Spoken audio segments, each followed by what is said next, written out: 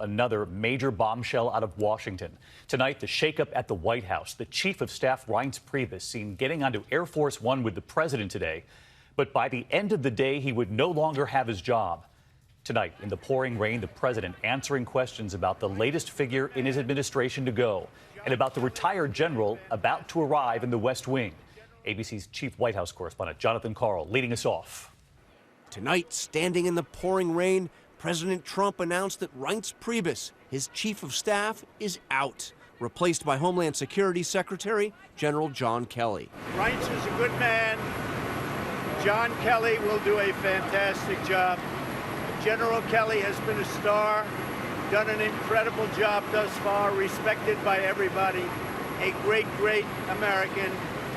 Reince Priebus, a good man. Priebus was on Air Force One with the president today, and so was his nemesis, the new communications director, Anthony Scaramucci. Scaramucci is the winner in their bitter feud, which exploded into public view this week. I don't know if this is repairable or not. That will be up to the president. It was Scaramucci who threw down the gauntlet, phoning a reporter with the New Yorker and ripping into Priebus, calling the White House chief of staff, quote, a bleeping paranoid schizophrenic, accusing him of leaking and adding that Priebus will be asked to resign very shortly. Scaramucci's expletive-laced tirade also ripped into the president's chief strategist.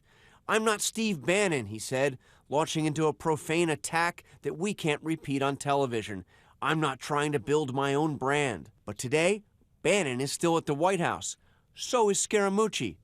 Priebus is out. Reince is a superstar. Priebus lasted barely 6 months in a White House that has seen more early turmoil than any other. The National Security Advisor gone, the press secretary gone, and now gone too, the chief of staff, who had been desperately trying to hang on. On behalf of the entire senior staff around you, Mr. President, we thank you for the opportunity and the blessing that you've given us to serve your agenda and the American people. But Priebus and Trump never really clicked, and the former RNC chairman struggled to manage all the competing factions in the West Wing. Now the president is turning to a military man to impose order on his chaotic White House.